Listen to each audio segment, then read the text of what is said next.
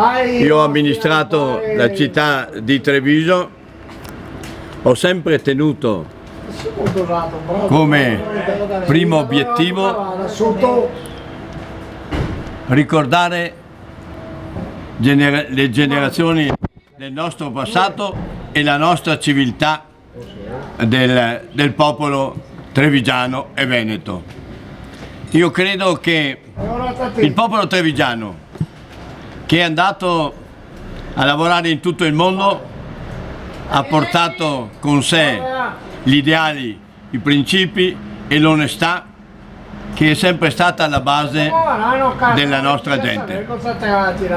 Io in 20 anni ho incontrato migliaia di gente che è andata a lavorare all'estero e tutti hanno nel cuore l'amore per il popolo veneto e trevigiano. Vedete, è un grande bagaglio quello che ognuno di noi ha, è quel bagaglio che ci ha permesso di essere un popolo che meritava di essere al vertice di tutta l'Italia, perché adesso siamo in un momento storico particolare che non ha nulla a che vedere con il nostro passato. Il nostro passato era basato su quegli ideali, e io parlo anche per Alpino e per i paracadutisti: Dio, patria e famiglia. E io credo che questo trinomio abbia fatto sì che anche le generazioni attuali siano degne dei propri padri e dei propri nonni e dei propri bisnonni. Vedete, io ho cercato nel ventennio di sindaco e vice sindaco di trasmettere quella carica vitale del nostro popolo, quella carica che ci ha permesso di superare tragedie come il 15-18, come il 44-45, nella quale io ho subito le disgrazie, la paura, la fame, il sangue, i morti, ma siamo usciti sempre perché avevamo dentro di noi quel DNA che tanti cercano di cancellare. Ma credo che ognuno di noi abbia quel marchio del popolo veneto che nessuna forza, anche quella emergente adesso che non ha nulla a che vedere con i nostri principi, non riuscirà a scalzare.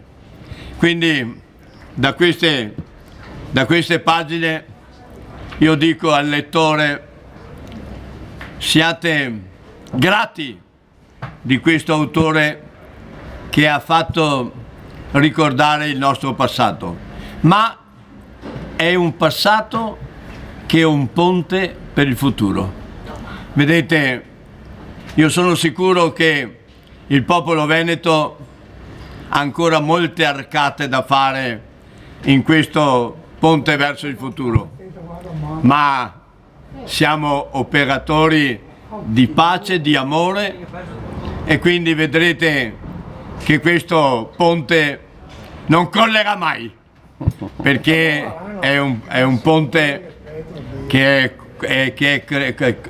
è costruito con il passato, con il presente, e credo che le generazioni nuove siano disposte a costruirlo ancora fino all'infinito. Ecco, è questo il messaggio che io dico a tutti voi, e siate sempre degni di quelli che ci hanno preceduti. Ecco, nella buona e nella cattiva sorte. Ecco, quindi un grande abbraccio, e come disse il sommo poeta, è l'amore che muove tutte le cose, e io credo in 20 anni di aver trasmesso quell'amore padano, quell'amore trevigiano e quell'amore veneto in tutto il mondo, e sono felice di essere stato così. Una domanda, con tutti questi problemi che abbiamo adesso, senza star qui ad elencarli, Lei come vede il futuro della gioventù? Ci sarà ancora una possibilità per i giovani, per il lavoro e anche per mantenere le nostre tradizioni? Io vedo che bisogna fare un esame di coscienza a tutti i livelli, perché c'è un nuovo Dio che si è affacciato all'orizzonte, il Dio denaro, e quindi è il denaro che ha così illuso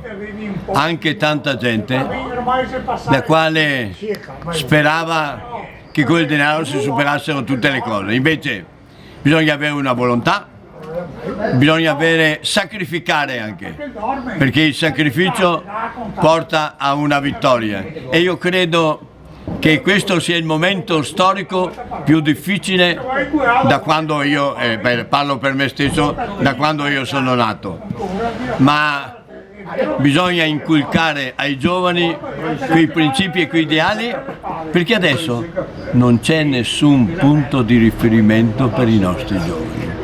La Naia, che era una maestra di vita, è stata buttata a mare.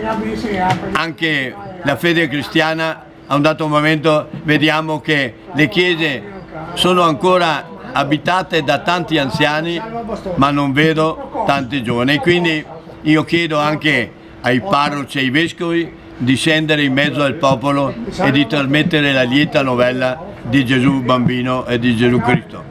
E poi che i nostri governanti abbiano il coraggio di tagliare certe cose o certi privilegi che portano a far assorbire le risorse finanziarie a favore di altri, mentre non le danno al nostro popolo.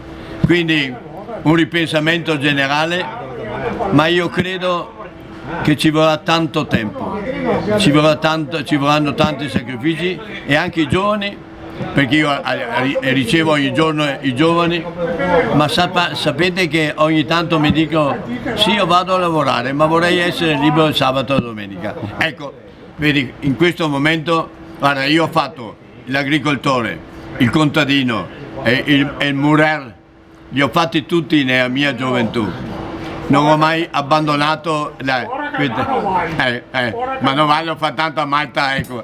Ma quindi io credo che i giovani devono prendere atto che la vita è sì tanta gioia, ma c'è anche tanto sacrificio, e sono fortunati di non essere in quei momenti storici come il sottoscritto, in mezzo alla morte, in mezzo all'odio e in mezzo ai disastri di tutto il mondo. Quindi un augurio e un invito a tutti i livelli di scendere in mezzo al popolo, di ascoltare il popolo e di aiutare il popolo.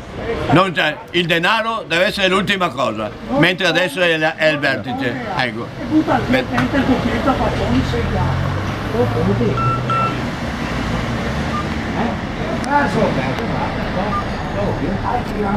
Sì?